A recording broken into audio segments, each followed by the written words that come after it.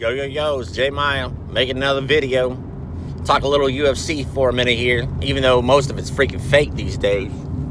More fixed fights than I can shake a stick at. I'm gonna need to do a video on that too. I've done some on fixed fights, but I need to do another video on them.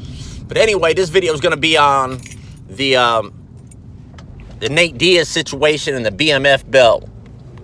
First, my comments on the BMF belt was, it's idiotic. The UFC has turned into straight WWE in so many ways now, man. It's all about the drama, all about the storyline, all about the popularity contest, all about who draws numbers.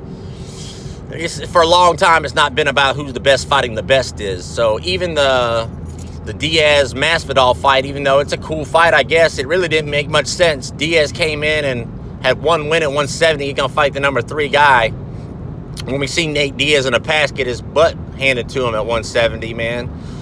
I believe he didn't. I don't know if he had. I think that might be his first win at 170 versus Pettis there. It was really a natural one. I mean, that was really two natural 55ers fighting a 70. So really, he didn't really beat a 70-pounder, Nate did. He beat a 55-pounder, you know. I mean, Pettis has, well, I don't think he has but one win at welterweight, too. That was versus Stephen Thompson, which was a great win. But, you know, Stephen Thompson isn't a massive welterweight either. But that said, so they set up this whole BMF belt situation, and now Nate Diaz has gone and popped for a banned substance. I don't know what that banned substance is, and I know there's already been news out there. I'm a little late to the party. But, my thoughts on it. First of all, I'm sure that Nate Diaz is going to get a lot of hate now because Nate was the one that said everybody's on steroids. You know what I'm saying? The Diaz brothers both said everybody's on steroids. So some people could say, did that mean them too? Did that include the Diaz brothers? I don't know. I can't comment, man. It's not beyond the realm of possibility, man. Anybody in that sport who's trying to make money could all be taking banned substances to help cut weight, to bulk up, for cardiovascular endurance like EPO. But what I will say about it is that the way that Nate Diaz is acting, he ain't acting guilty. You know, if he had been trying to get away with sneaking around a banned substance, first of all, the new USADA rules are they don't report the violations now to the public until it's gone through the proper due process. So that being said, Nate didn't hide nothing. He came out straight up and said, listen, I popped for a tainted supplement or something. And, you know, he even sold out the UFC on some corruption because he said they wanted me to stay quiet about it and take the fight. But I'm not doing that crap.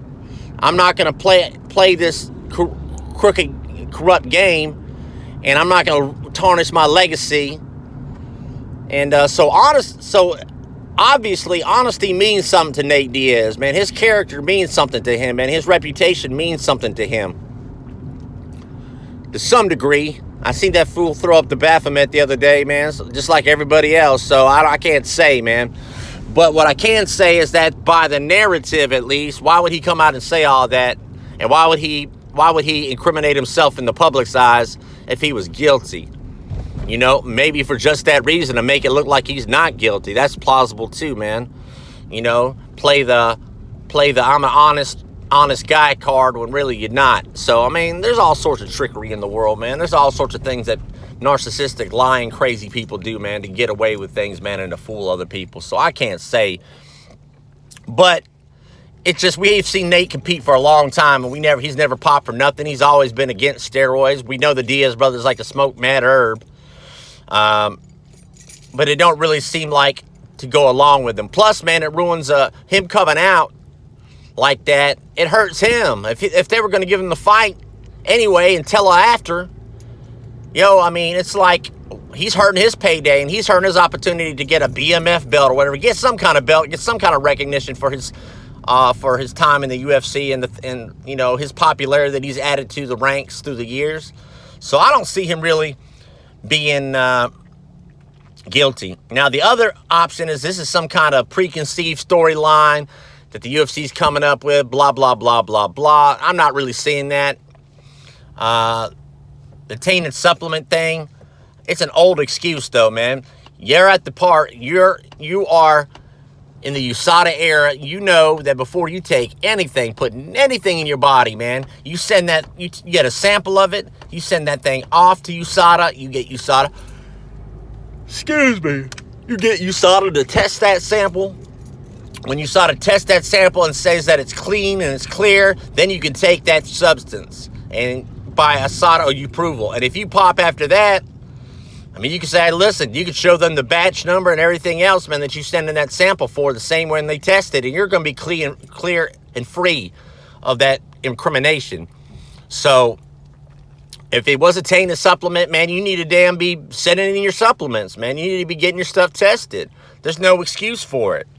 You know, you're not 5 years old. Nobody's got to hold your hand no more, man. You're a grown-ass man. So, you know, that being said, get your stuff tested. So is he responsible for it? Yeah, hell yeah, he's still responsible for it, man, because he's got to be a man about it, man, and he's got to act like a responsible adult that he is, man.